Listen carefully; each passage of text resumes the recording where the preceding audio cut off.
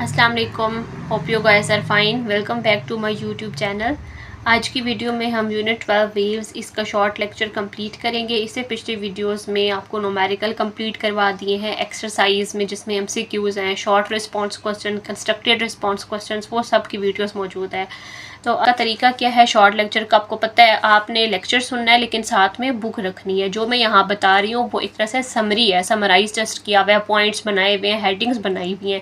यहाँ से मैं एक्सप्लेन कर रही हूँ, आपने साथ साथ बुक खोल के लाजमी देखना है, बुक से ही पढ़ना है। मैं खुद बुक से ही पढ़ा रही हूँ, ठीक है। तो पहले पेज पे जब आप देखते हैं ऊपर जो फर्स्ट पैराग्राफ दिया हुआ है वेव मोशन से ऊपर, उसमें ऐसा कुछ भी नहीं है, ठीक है। उसको जस्ट आप एक रीडिंग दे दें, आपको खुद आइडिया हो जाएगा कि उसमें ऐसा कोई भी इंफॉर्मेशन नहीं है या कोई ऐसी चीज़ नहीं जिसको आपने याद करना हो, ठीक है। तो पहला टॉपिक आपका बनता है वेव मोशन। वेव मोशन में आपको जो फर्स्ट पैराग्राफ काइंड ऑफ बताया हुआ है, इसमें बस ये बताया हुआ है कि वेव जो होती है वो बेसिकली कैरियर ऑफ एनर्जी होती है, ठीक है। वेव्स हमेशा एनर्जी को कैरी करती हैं, जब एक जगह से दूसरी जगह मूव करती हैं। वेव क्या होती है, किसी भी मीडियम में डिस्टर्बेंस है, और जब वो मूव करती हैं तो एनर्जी को कैरी करती हैं, मैटर को कैरी नहीं करती। तो ये एमसीक्यू भी था, तो उसके लिहाज से ये आपको पता होना चाहिए। इसके बाद ये बताया हुआ है कि कोई भी ऑसिलेटिंग या वाइब्रेटिंग सोर्स जो है वो मोशन के लिए ज़रूरी होता है। फर्स्ट पैराग्राफ में ये बताया हुआ है, और यहाँ पे बता रहे हैं कि हम जो है डेमॉन्स्ट्रेट करेंगे कि प्रोडक्शन किस तरह से होती है और प्रोपेगेट किस तरह से करती हैं डिफरेंट वेव्स वाइब्रेटरी मोशन की वजह से। और आगे हमने 4 एक्सप्लेनेशन बताई हुई हैं, 4 डिफरेंट केसेस बताए हुए हैं कि वाटर वेव्स के केस में हम देखेंगे कि वेव मोशन कैसे करती है, वेव जनरेट कैसे होती है और उनकी प्रोपेगेशन कैसे होती है। फिर आगे साउंड वेव्स का बताया हुआ है, इलेक्ट्रोमैग्नेटिक वेव्स का बताया हुआ है, और लास्ट जो है वो वेव इन रोप। इन सब केसेस में वेव की जो प्रोडक्शन है, वेव जनरेट कैसे होती है और प्रोपेगेट कैसे करती है, इन सब चीज़ों के बारे में बताया हुआ है। अब अगर वाटर वेव्स वाला टॉपिक आप देखेंगे बुक में, उसमें क्या किया है, जब हम स्टोन को वाटर में फेंकते हैं लाइक, तो वहाँ पे वेव्स जो जनरेट होती हैं, ठीक है, तो उनकी फिर आगे प्रोडक्शन हो रही है, फिर वो प्रोपेगेट कैसे करेंगे, उनकी कुछ प्रॉपर्टीज़ आपको बताई हुई हैं। और यहाँ पे ये बताया कि हम रिपल्स जो हैं वो प्रोड्यूस होते हैं, बेसिकली वो जो वेव्स प्रोड्यूस होती हैं जनरेट होकर प्रोपेगेट करती हैं आउटवर्ड। यहाँ पे एग्जाम्पल आपको बोट की बताई हुई है, इसको आप बुक से देख लें। इसमें ये बताया हुआ है कि जब हम स्टोन को वाटर में थ्रो किया जाता है तो रिपल्स बनते हैं जो कि प्रोपेगेट करते हैं आउटवर्ड। ये जो रिपल्स हैं या वाटर वेव्स हैं, ये एनर्जी को ट्रांसफर करती है और हमें यहाँ पे दिखाई भी दे रहा होता है।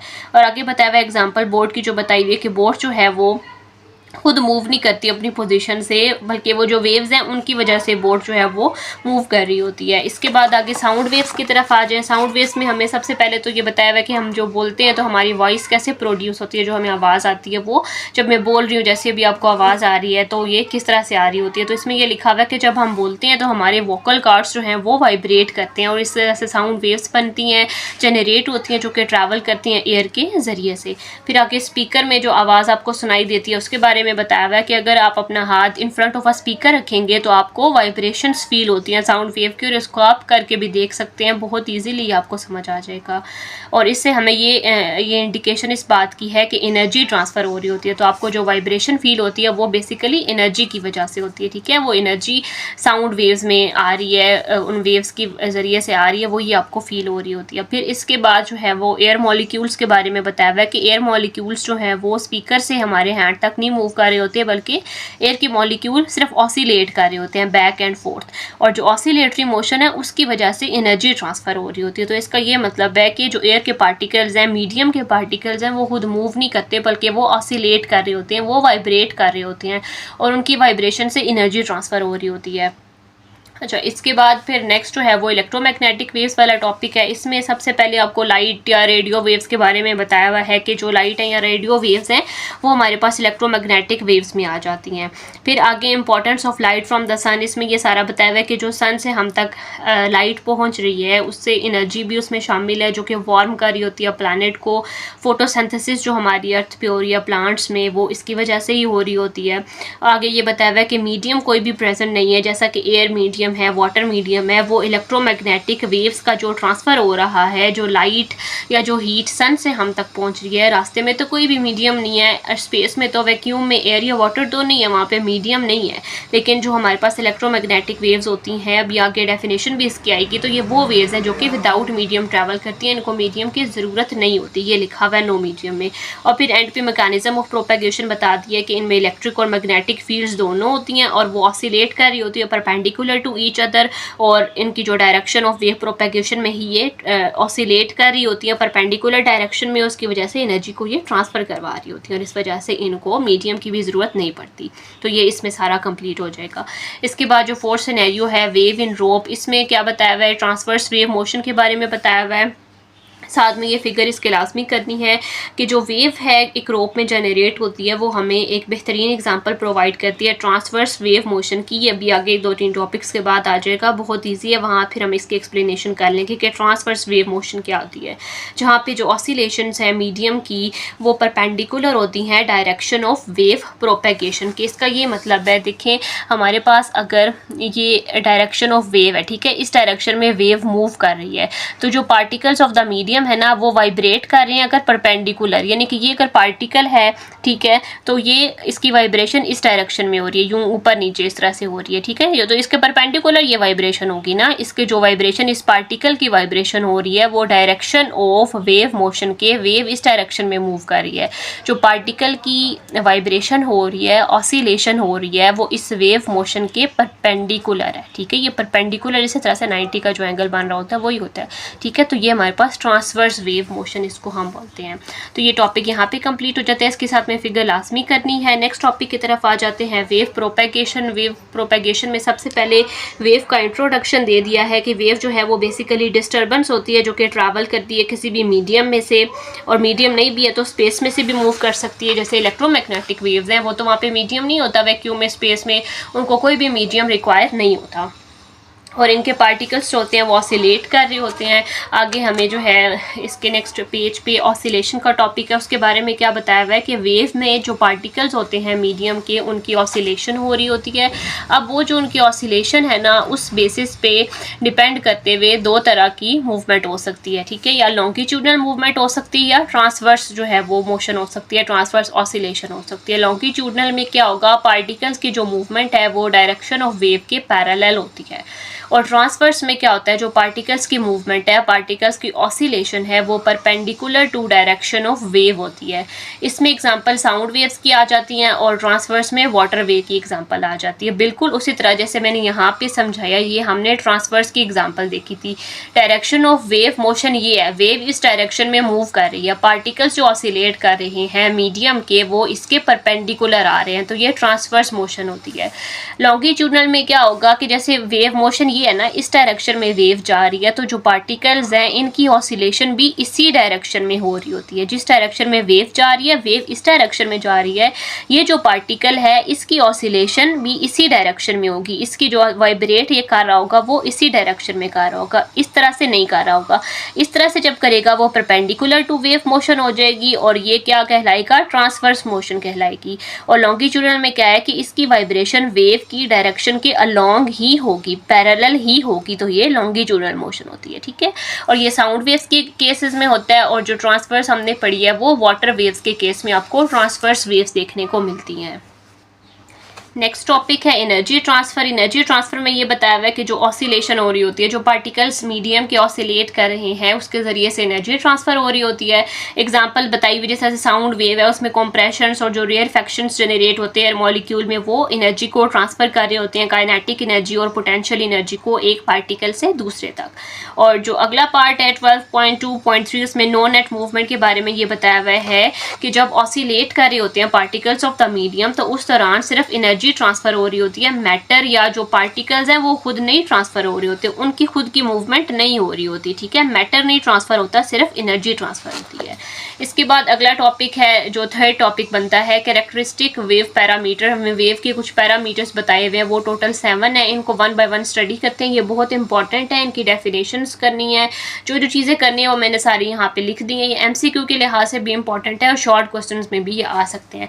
तो सबसे पहले जो पैरामीटर है वो हमें वेव लेंथ बताया हुआ है। वेव लेंथ में आपने डेफिनेशन इसकी लाजमी करनी है, फिर इसका सिंबल क्या है, सिंबॉलिकली हम इसको कैसे रिप्रेजेंट करते हैं, यूनिट इसका क्या है, और साथ में फिगर इन सब की करनी होगी। तो वेव लेंथ की अगर डेफिनेशन देख ले तो हमें बताया हुआ है, बुक से आपने देखना है, The shortest distance between two points where the wave pattern repeats itself is called wavelength।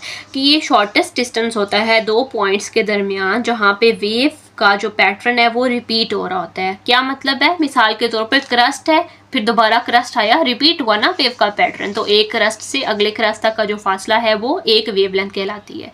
ठीक है, इसी तरह से ट्रफ है, पहले एक ट्रफ आया, फिर रिपीट होगा ट्रफ, रिपीट हो गया ना। ठीक है, वेव का पैटर्न रिपीट हो गया, ट्रफ था, दोबारा ट्रफ आया, एक वेवलेंथ अगेन कंप्लीट होगी 1 लैम्डा। तो आगे इसका ये बताया हुआ, इसका सिंबल जो है वो लैम्डा है इसको, और साथ में इसका यूनिट आगे ही बता दिया है, वो यूनिट इसका मीटर होता है। साथ में इसकी फिगर देख लें, वो बनी हुई है वहाँ पे, क्रस्ट और ट्रफ है, 2 ट्रफ के दरमियान का जो डिस्टेंस हो जाएगा वो वेवलेंथ हो जाएगी। ठीक है, इसके बाद नेक्स्ट जो पैरामीटर है वो है wave front. Wave front next page पे आ जाता है, इसकी भी आपने डेफिनेशन करनी है। साथ में ये MCQ के लिहाज से इंपॉर्टेंट है, इसमें जो नाम दिया हुआ है साइंटिस्ट का कि उसने इसको स्टेट किया था। ठीक है, तो ये इसमें पूछा जा सकता है। वेव फ्रंट की डेफिनेशन क्या है कि the locus of all the points that travel some distance during a fixed interval is called wave front। Wave के ऊपर जितने भी पॉइंट्स होते हैं ना जो कि ट्रैवल कर रहे होते हैं, जिनकी ऑसिलेशन आपको दिखाई दे रही होती है, वो वेव फ्रंट्स होते हैं बेसिकली। ये दिखाया भी हुआ है फिगर में, इतनी कोई इसकी क्लियर फिगर नहीं है। तो नेक्स्ट जो है वो है वेव क्रस्ट एंड ट्रफ। अच्छा, इसकी डेफिनेशन करनी है और आपने इसके साथ में फिगर करनी है, बहुत ही सिंपल है। वेवलेंथ के बारे में जब हम पढ़ते हैं, जो क्रस्ट और ट्रफ के बारे में बार बार जिक्र कर रहे हैं, वो यही तो क्रस्ट एंड ट्रफ है जो आपको दिखाया हुआ है। इसकी डेफिनेशन ये बताई हुई है कि क्रस्ट जो है ना वो वेव के ऊपर वो वाला पॉइंट है जो कि मैक्सिमम वैल्यू होती है अपवर्ड डिस्प्लेसमेंट की। ठीक है, क्रस्ट हम इसी तरह से ड्रॉ करते हैं, ये हमारी मीन लाइन होती है, तो क्रस्ट हम इस तरह से ऊपर वाले जो हाईएस्ट पॉइंट होता है इसको हम क्रस्ट बोल रहे होते हैं। तो डेफिनेशन क्या है, मैक्सिमम वैल्यू है किस चीज़ की, अपवर्ड डिस्प्लेसमेंट की।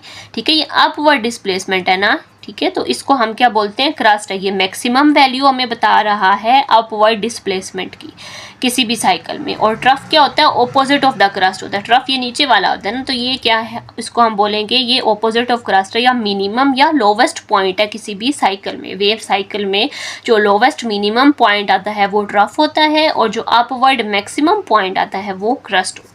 ठीक है, तो ये वेव क्रस्ट एंड ट्रफ हो गए, इनकी डेफिनेशन, और इनको फिगर के साथ आदमी एक्सप्लेन करना है आपने। नेक्स्ट है जी फोर्थ, डिस्प्लेसमेंट। डिस्प्लेसमेंट की डेफिनेशन क्या बताई हुई है कि the separation between mean position and any point either on right or left of the mean position is called displacement। ये फिगर में देख ले बना हुआ है, और ये एक्सरसाइज में भी क्वेश्चन था इस तरह का। और डिस्प्लेसमेंट को मेजर किया जाता है मीटर्स में, यानी कि ये सेपरेशन है मीन पोजीशन से लेकर कोई भी पॉइंट, या लेफ्ट की बात कर लें या राइट साइड की बात कर लें, तो वो डिस्प्लेसमेंट हो जाती है। नेक्स्ट एम्पलीट्यूड क्या है, ये मैक्सिमम डिस्प्लेसमेंट होता है from mean on either side is called amplitude, या x0 से इसको रिप्रेजेंट किया जाता है। एम्पलीट्यूड जो है उसको डिस्प्लेसमेंट भी कहा जाता है, तो इसलिए हम इसको मेजर करते हैं मीटर्स में ही। ठीक है, साथ में इसकी फिगर्स देखते जाना और लाजमी साथ में ड्रॉ करनी है। नेक्स्ट हमारे पास जो 6th पैरामीटर है वो है टाइम पीरियड। इसकी डेफिनेशन देख लेते हैं। अच्छा, इसकी डेफिनेशन तो मेरी बुक में जो लिखी हुई है वो इन्होंने अगेन एम्पलीट्यूड को ही रिपीट कर दिया है। ठीक है, तो एंड पे जो समरी आपको दी हुई होती है चैप्टर जहाँ पे ख़त्म होता है, वहाँ पे देख लेते हैं टाइम की डेफिनेशन, टाइम पीरियड की डेफिनेशन दी हुई है कि नहीं। अच्छा, इसमें भी नहीं दी हुई, तो टाइम पीरियड में हम ये डेफिनेशन कर सकते हैं, the time required by a wave to cover its one cycle is called time period। ठीक है, टाइम पीरियड क्या होता है, एक वेव को अपना पूरा साइकिल कंप्लीट करने में जो टाइम लगता है उसको हम टाइम पीरियड बोलते हैं, और वो फ्रीक्वेंसी का रेसिप्रोकल होता है। इसके बाद फ्रीक्वेंसी है। फ्रीक्वेंसी की डेफिनेशन क्या दी हुई है, the number of cycles completed by an oscillating body in 1 second is called frequency, कि एक ऑसिलेटिंग बॉडी ने 1 सेकेंड में कितने साइकिल्स कंप्लीट किए हैं, तो उसको हम फ्रीक्वेंसी बोल देते हैं। इसको हम साइकिल्स पर सेकेंड में मेजर करते हैं, या इसका यूनिट जो होता है वो हर्ट्ज होता है। साथ में इसका फार्मूला जो है अगले पेज पे जैसे भी नीचे दिखाया हुआ है, T is equals to 1/f, और फ्रीक्वेंसी के लिए हम क्या लिख लेते हैं, frequency is equals to 1/t, क्योंकि फ्रीक्वेंसी और टाइम आपस में एक दूसरे के रेसिप्रोकल होते हैं। और फिर अगला जो टॉपिक आपको अपनी बुक में देखें अगर नेक्स्ट पेज पे, वो है relation between time period and frequency. तो इसमें ये बताया हुआ है कि जो टाइम पीरियड है और जो फ्रीक्वेंसी है वो एक दूसरे का रेसिप्रोकल होते हैं। ठीक है, टाइम पीरियड अगर ग्रेटर है तो फ्रीक्वेंसी उतनी कम होगी, फ्रीक्वेंसी जितनी ज़्यादा टाइम पीरियड कम, इन्वर्सली रिलेटेड है, रेसिप्रोकल है ये। नेक्स्ट जो टॉपिक है वो है वेव्स एंड देयर टाइप्स। इसमें जो ऊपर आपको फर्स्ट पैराग्राफ बताया हुआ है इसको आपने बुक से ही रीड करना है। इसमें सिर्फ ये वही बात बार बार रिपीट हुई हुई है कि वेव्स जो है वो एनर्जी को कैरी करते हैं एक पॉइंट से दूसरे पॉइंट तक। वेव की डेफिनेशन बताई हुई है कि डिस्टर्बेंस है और ये आउटवर्ड मूव करती है, अपने पॉइंट ऑफ ओरिजिन से एनर्जी को ट्रांसफर करती है वाइब्रेशन के जरिए से। और वेव मोशन हमेशा ऑसिलेशन के साथ रिलेट कर रही होती है क्योंकि पार्टिकल्स जो होते हैं मीडियम के वो एक्सिक्यूट करते हैं सिंपल हार्मोनिक मोशन एक मीन पोजीशन पे जब वेव वहाँ से पास करती है। कि एग्जांपल रोप की दी हुई है कि हमारे पास एक रोप है, ठीक है, और हमने उसको कलर किया हुआ है उसके एक पार्ट को, क्योंकि हम उसी का जो बिहेवियर है या उसकी जो मूवमेंट है हम उसको स्टडी कर रहे हैं। वन एंड जो है रोप का उसको अपने वॉल के साथ अटैच करवा देना, जो दूसरा एंड है उसको आपने कॉन्टीन्यूसली शेक करना है, तो आपको एक तरह की वेव ट्रेन यहाँ पे प्रोड्यूस हुई दिखाई देगी जैसा कि फिगर में है इस तरह से। और ये बहुत ही सिंपल एक्सपेरिमेंट है, इसको आप खुद भी परफॉर्म कर सकते हैं। जो कलर्ड पार्ट है रोप का हमने फोकस उस पर करना है तो वो हमें दिखाई देगा कि वो ऑसिलेट कर रहा होगा अबाउट सर्टन मीन पोजिशन, जैसा कि फिगर में इन्होंने दिखाने की कोशिश की है। एक जगह जो ए पार्ट है उसमें अपवर्ड दिखाया हुआ है और नीचे करके लाइक हमें ये दिखाई दे रहा है कि ये वेव पास कर रही है। अच्छा, यहाँ पे इसके बाद जो अगला टॉपिक है वो है types of waves on the basis of medium. कि मीडियम की बेस पे इन्होंने वेव्स को डिवाइड किया हुआ है, वो दो टाइप्स में डिवाइड किया है। एक है हमारे पास टाइप मैकेनिकल वेव्स, दूसरी है इलेक्ट्रोमैग्नेटिक वेव्स। इन दोनों में आपने क्या करना है, इनकी डेफिनेशन करनी है और एग्जांपल्स करनी है। डेफिनेशन में क्या आ जाता है, मैकेनिकल वेव्स ये वो वाली वेव्स हैं which require material medium to propagate from one point to another point and called mechanical waves. ये ऐसी वेव्स हैं जिनको मटीरियल मीडियम रिक्वायर होता है, मीडियम चाहिए एक पॉइंट से दूसरे पॉइंट तक मूव करने के लिए। अगर मीडियम नहीं होगा तो ये वेव्स ट्रांसफर नहीं होती, प्रोपेगेट नहीं करती। इनकी एग्जांपल साउंड वेव है, रॉक वेव और सेस्मिक वेव्स आ जाती हैं। फिर सेकंड जो टाइप है इलेक्ट्रोमैग्नेटिक वेव्स की, उसकी डेफिनेशन पढ़ते हैं, उसकी एग्जांपल साथ में उसकी फिगर लाजमी करनी है। तो इसकी डेफिनेशन स्टडी कर लेते हैं कि ये जो वेव्स हैं they do not require material medium to propagate from one point to another point and they are called electromagnetic waves. ये वो वेव्स हैं जिनको मीडियम नहीं रिक्वायर होता प्रोपेगेट करने के लिए, तो इनको हम इलेक्ट्रोमैग्नेटिक वेव्स बोल रहे होते हैं। कि एग्जांपल में light waves, X rays, ultraviolet waves या इंफ्रारेड वेव्स ये सब आ जाती हैं। साथ में इसके फिगर 12.10 जो दी हुई है इसको आपने लाजमी साथ में इस क्वेश्चन के साथ अटैम्प्ट करना होगा। नेक्स्ट जो है 6 टॉपिक है types of waves on the basis of propagation. अभी जो हमने टाइप्स पढ़ी हैं वो मीडियम की बेस पे थी, ठीक है। एक मैकेनिकल थी जिनको मीडियम चाहिए होता है प्रोपेगेट करने के लिए, दूसरी इलेक्ट्रोमैग्नेटिक थी जिनको प्रोपेगेट करने के लिए मीडियम नहीं चाहिए होता। अब जो हम टाइप्स पढ़ने लगे हैं वो इनकी प्रोपेगेशन की बेसिस पे है कि वो प्रोपेगेट किस मैकेनिज्म में कर रही होती हैं, किस तरह से कर रही होती हैं। तो एक है हमारे पास ट्रांसवर्स वेव्स, दूसरी है लॉन्गिट्यूडनल वेव्स। जो भी मैंने पीछे एक्सप्लेन किया है कि ट्रांसवर्स में हमने क्या देखा था, साउंड वेव जिसमें एग्जाम्पल पढ़ी थी कि डिस्टर्बेंस है वो परपेंडिकुलर आ रही होती है वेव की डायरेक्शन के, और लेकिन जो लॉन्गिट्यूडनल वेव्स हैं उसमें जो डिस्टर्बेंस है वो पैरेलल आ रही होती है वेव डायरेक्शन के, ठीक है। इसकी डेफिनेशन करनी है आपने, एग्जांपल करनी है, फिगर करनी है और टाइप्स अभी हम इसकी बुक से स्टडी करते हैं। सेम यहाँ पे भी जो लॉन्गिट्यूडनल है इसकी डेफिनेशन, एग्जाम्पल और फिगर हमने करनी है बुक से। तो सबसे पहले आपकी बुक में ट्रांसवर्स वेव्स दी हुई हैं, इनमें अगेन वही डेफिनेशन दी हुई है जो हम पीछे भी पढ़ के आए हैं कि ये टाइप ऑफ वेव है जिनमें जो डिस्टर्बेंस होती है वो परपेंडिकुलर है किसके, डायरेक्शन ऑफ मोशन के। इनको हम ट्रांसवर्स वेव्स बोलते हैं। जो वाइब्रेशन है वो राइट एंगल पे आ रही होती है, वही बात रिपीट किया, पहले परपेंडिकुलर बोल दिया अब राइट एंगल बोल दिया, ठीक है, सेम बात है। इसमें बताया हुआ है कि वो वेव्स जो कि हम उस वक्त जिनको स्टडी अगर करें, हमारे पास स्ट्रिंग है उसके वन एंड को अगर फिक्स कर दिया जाए सपोर्ट से और दूसरे एंड को मूव अप एंड डाउन हम जब करते हैं तो हमें जो वेव दिखाई देती है वो ट्रांसवर्स वेव्स होती हैं, ठीक है। अब ट्रांसवर्स वेव्स के आगे हमें 2 टाइप्स बताई हुई हैं। ए में इलेक्ट्रोमैग्नेटिक रेडिएशन बताई हुई है और बी जो है वो waves on the surface of water बताई हुई है और सी में सेस्मिक वेव्स बताई हुई है, सेकेंडरी वेव। 1 बाय 1 इनको स्टडी करते हैं। इलेक्ट्रोमैग्नेटिक रेडिएशन में अगेन वही चीज़ रिपीट हो जाएगी जो भी हमने पहले पढ़ी है। इलेक्ट्रोमैग्नेटिक वेव जैसा कि लाइट, एक्सरेज, रेडियो वेव्स ये एग्जांपल है ट्रांसवर्स वेव्स की। इनको मटेरियल मीडियम नहीं चाहिए होता है ट्रैवल करने के लिए, प्रोपेगेट करने के लिए। इनमें इलेक्ट्रिक और मैग्नेटिक फील्ड्स हैं जो कि वाइब्रेट कर रही होती हैं right angles to each other पे और direction of transfer of energy के। इनमें एग्जांपल सनलाइट आ जाती है जो हमने पहले भी पढ़ी है। नेक्स्ट जो बी सेकंड इसकी टाइप दी हुई है या बी पार्ट में लिखा हुआ है waves on the surface of water. जो वाटर के सरफेस पे वेव्स बनती हैं वो भी ट्रांसवर्स वेव्स की टाइप में ही आती हैं क्योंकि इनकी प्रोपेगेशन इस तरह से होती है कि जो वाटर वेव्स बन रही हैं उनमें जो वाटर की ऑसिलेशन हो रही है, डिस्टर्बेंस है, वो perpendicular to the wave direction होती है। जो वेव्स हैं सरफेस ऑफ द वाटर पे, ये ट्रांसवर्स वेव की एग्जांपल है। वाटर के particle up and down move करते हैं, इसकी वजह से अप एंड डाउन मूवमेंट ही basically perpendicular to the direction of motion आ रही होती है। आगे एग्जांपल दे दी कि जब हम स्टोन को उसमें थ्रो किया जाता है पॉन्ड में, तो रिपल्स आपको दिखाई देते हैं और वो ट्रांसवर्स मोशन हमें वहाँ पे दिखाई देती है। सी या थर्ड टाइप है वो सेकेंडरी वेव या सेस्मिक वेव्स की है कि ये अर्थक्वेक के दौरान प्रोड्यूस होती हैं। ये भी ट्रांसवर्स वेव्स होती हैं जो कि अर्थ से मूव करती हैं। इन वेव्स में क्या होता है कि जो ग्राउंड है वो वाइब्रेट करता है साइड टू साइड या अप एंड डाउन, लेकिन जो वेव की एनर्जी है वो ट्रैवल हॉरिजॉन्टली कर रही होती है। ठीक है, इसके बाद जो हमारी सेकंड हम यहाँ पे पढ़े थे बेसिस ऑफ प्रोपेगेशन पे, जो सेकंड टाइप थी वो लॉन्गिट्यूडनल वेव्स की थी। अब इसकी तरफ आते हैं। इनकी सबसे पहले डेफिनेशन दी हुई है कि ये टाइप्स ऑफ वेव्स है जिनमें जो डिस्टर्बेंस है वो पैरेलल होती है डायरेक्शन ऑफ वेव मोशन के। इनमें जो वाइब्रेशन है या जो एनर्जी ट्रांसफर है ये सेम लाइन में ही हो रही होती है। ठीक है, जो मैंने पीछे फिगर बना के आपको दिखाई थी उसमें हमने ये देखा था कि जो इनमें प्रोपेगेशन हो रही है, जो ऑसिलेशन हो रही है, ये देखें जैसे हाँ यहाँ पे ये मैंने आपको दिखाया था, ये जो पार्टिकल है हमारे पास इसकी ऑसिलेशन इसी डायरेक्शन में हो रही है जिस डायरेक्शन में वेव जा रही है। ठीक है, तो ये हमारे पास कौन सी हो जाती है, लॉन्गिट्यूडनल वेव्स हो जाती हैं। अच्छा, इसमें हमने इसकी डेफिनेशन देख ली, इसके बाद इसकी एग्जांपल्स वगैरह हमें क्या बताई हुई हैं, और वाइब्रेशन और जो एनर्जी ट्रांसफ़र है उसे सेम लाइन में हो रहा है। इसको हम स्ट्रिंकी में जो हमारे पास स्प्रिंग है बेसिकली उसमें हम जनरेट इसको करवा सकते हैं। जो पार्ट्स हमें वेव में दिखाई देते हैं, कुछ की हायर डेंसिटी होती है, हायर प्रेशर होता है, उनको हम कंप्रेशन बोलते हैं, और जिनकी स्मॉलर डेंसिटी स्मॉलर प्रेशर होता है उनको रेयरफेक्शन बोला जाता है। ये जो फिगर 12.12 दिखाई हुई है इसमें आपको ये दोनों पॉइंट्स अच्छे से दिखाए हुए हैं, रेयरफेक्शन और कंप्रेशन दोनों क्या होते हैं। अच्छा, अब इसकी एग्जांपल में साउंड वेव्स और सेस्मिक वेव्स दिखाई हुई हैं, बताई हुई हैं। और जो हमने पहले सेस्मिक वेव्स ऊपर पढ़ी है वो एस वेव्स थी, और नेक्स्ट जो इसने हमने पढ़नी है लॉन्गिट्यूडनल में वो पी वेव्स है।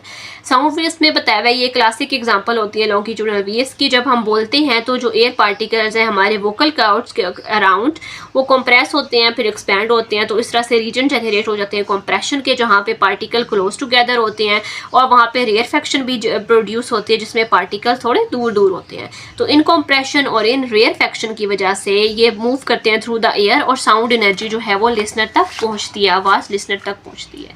इस तरह से जब हम क्लैप करते हैं तो साउंड जो है वो लॉन्गिट्यूडनल वेव के ज़रिए से एयर के थ्रू होता हुआ, मीडियम के थ्रू होता हुआ किसी दूसरे तक आवाज़ उसकी जाती है।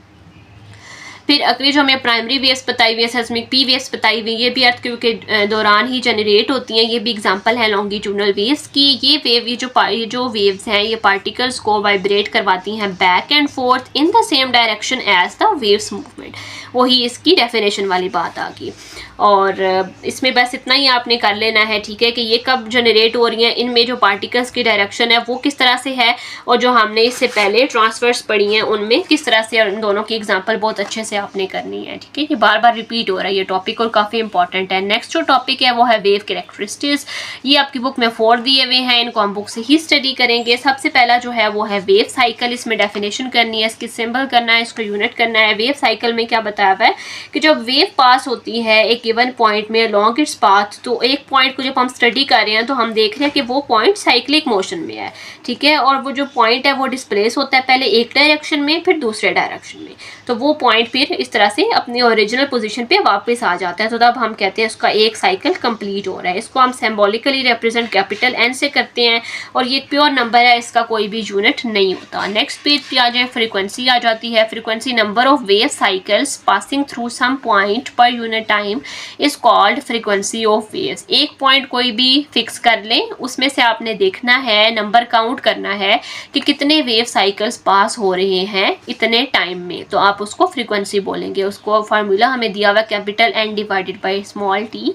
कैपिटल एन क्या होगा हमारे पास, जितनी नंबर ऑफ वेव्स पास कर रही हैं, और नीचे टाइम आपने लिखना है कितने टाइम के लिए आपने उसको नोट किया, और इसको हम हर्ट्ज में मेजर करते हैं।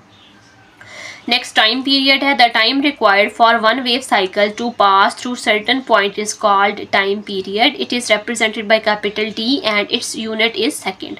ये जो टाइम पीरियड की डेफिनेशन दी हुई है, ये जो पीछे हमने वेव के कुछ पैरामीटर्स पढ़े हैं वहाँ पे जो मिसिंग है मेरी बुक में, आई डोंट नो कि बाकी आप सबकी बुक में भी यही मसला है या नहीं है, उसमें एम्पलीट्यूड की ही डेफिनेशन लिखी हुई है टाइम पीरियड में, तो आपने उसको उसकी जगह इस टाइम पीरियड की डेफिनेशन को याद कर लेना और अपनी बुक में उसको करेक्ट कर लेना। इसका यूनिट क्या है, सेकेंड है, और ये बेसिकली हमें पता है टाइम और जो फ्रिक्वेंसी है वो रेसिप्रोकल होते हैं, तो उसका फार्मूला भी वही आ जाता है। फोर्थ जो पैरामीटर है, लास्ट है हमारे पास वेव स्पीड।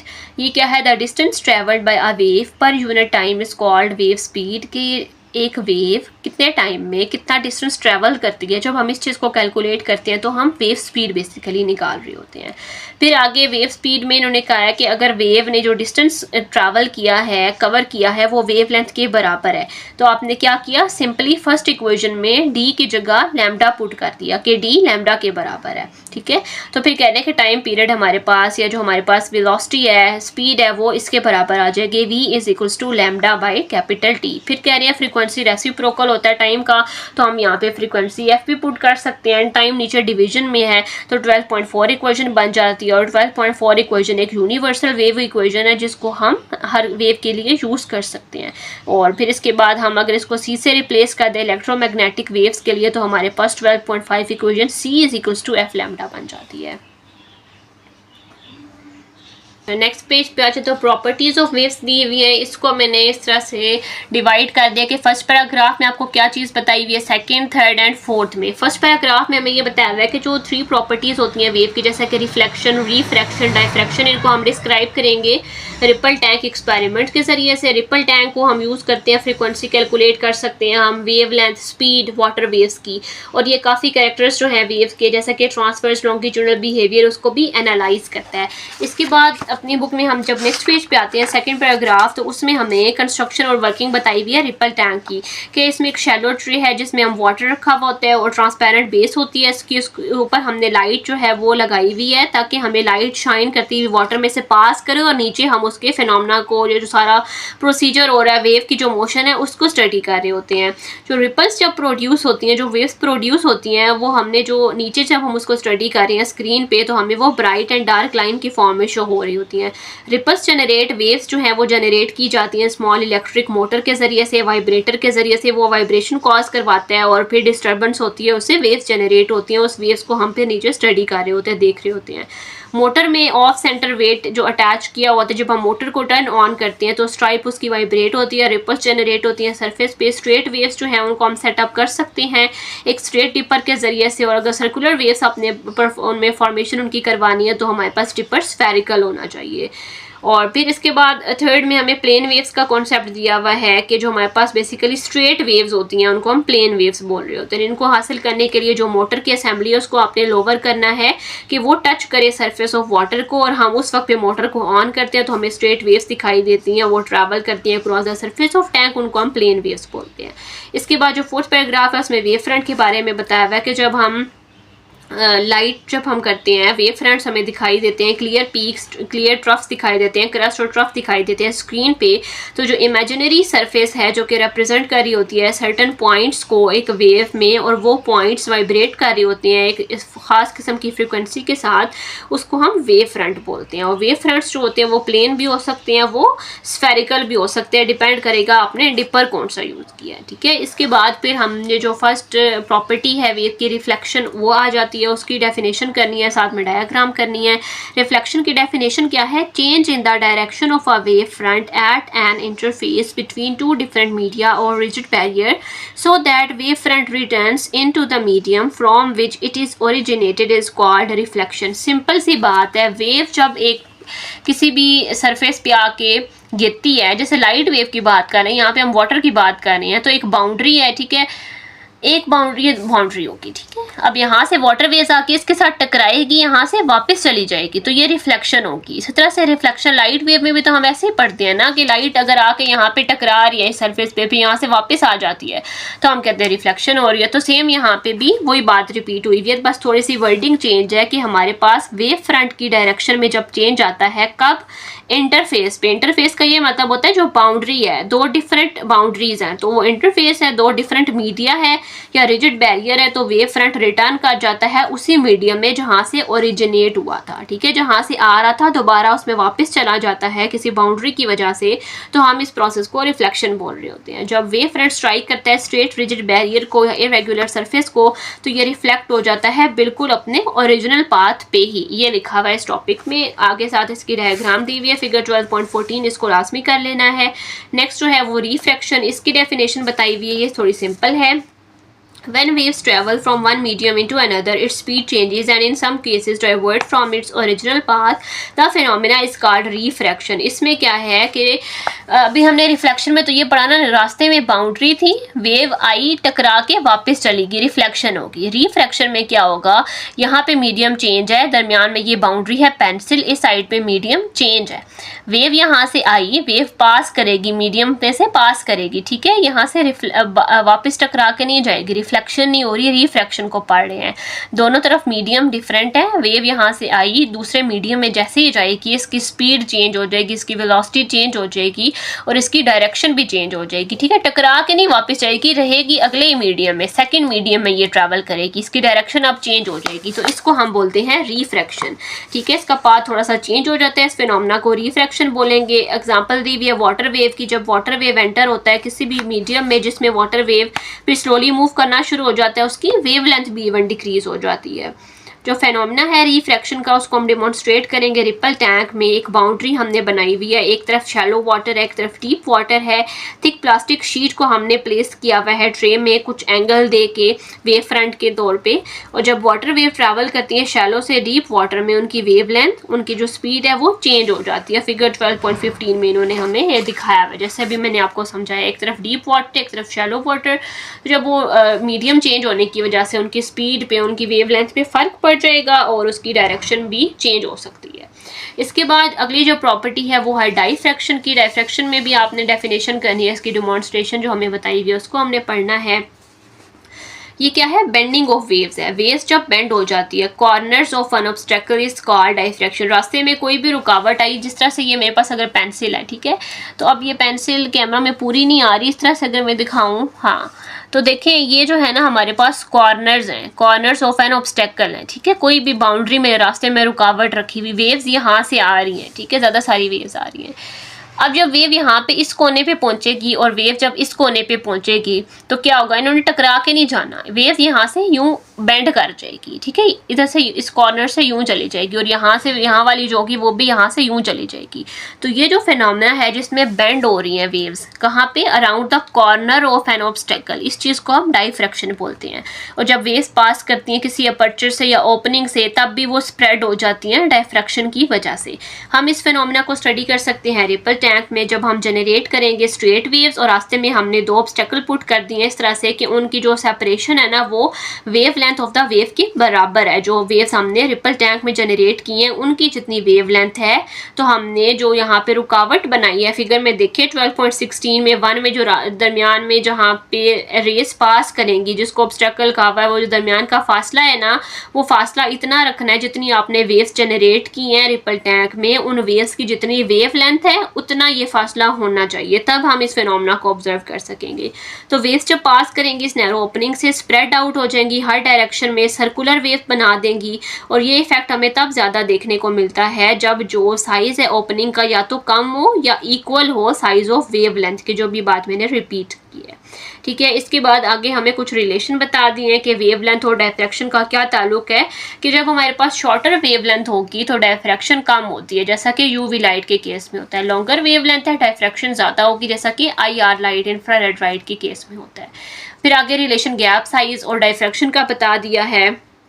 ये नेक्स्ट पेज पे आपको आना पड़ेगा, इसमें ये बताया हुआ है कि अगर गैप्स नैरो है ना तो डायफ्रैक्शन ज़्यादा होती है, जैसे जितने कम होंगे डायफ्रैक्शन ज़्यादा होगी, वाइड गैप्स हो जाएंगी फासला बहुत ज़्यादा होगा, डायफ्रैक्शन कम हो जाएगी, ठीक है। इसके बाद लास्ट पैराग्राफ में अगर हम देखें तो कंपैरिजन बताया हुआ है डायफ्रैक्शन का साउंड और लाइट वेव्स के दरमियान में। साउंड वेव्स की जो है वो लार्ज वेवलेंथ होती है, इसकी वजह से उनकी डायफ्रैक्शन ज़्यादा होती है और हमें साउंड जो है वो उन जगहों पे भी सुनाई देता है जहाँ पे हमें सोर्स नहीं दिखाई दे रहा होता। लेकिन लाइट के केस में शॉर्टर चूंकि वेवलेंथ होती है और विजिबल लाइट की वेवलेंथ जो है वो 400 नैनोमीटर से 700 नैनोमीटर तक रेंज करती है। इसको एमसीक्यू के लिए लाजमी याद कर लेना है।